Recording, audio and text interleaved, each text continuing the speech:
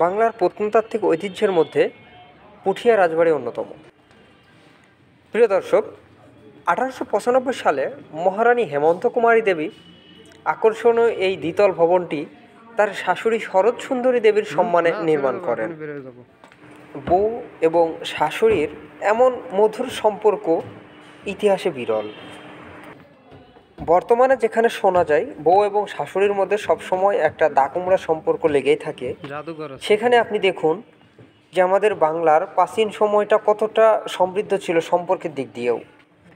যুগের সাথে তাল মিলিয়ে বর্তমানে এই সম্পর্কগুলো, পারিবারিক সম্পর্কগুলো ধীরে ধীরে কমে যাচ্ছে, বিলুপ্ত হচ্ছে। তবে ইতিহাস থেকে আমাদের শিক্ষা নেওয়া উচিত।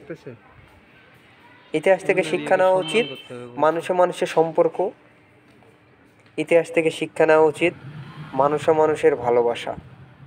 বন্ধুরা, কাঠের সিঁড়ি বেয়ে 2 তলায় উঠলেই দেখতে পাবেন ওখানে পাশের রুমগুলো এখন বর্তমানে জাদুঘর করে রাখা আছে।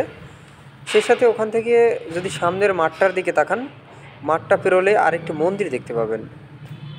আপনারা রাজপ্রাসাদ থেকে নেমে একটু সামনে এগোলে দেখতে পাবেন সুবিশাল একটি দিঘি, এবং ওখানে একটি চারিদিকে ঘেরা একটি শান বাঁধানো ঘাট রয়েছে।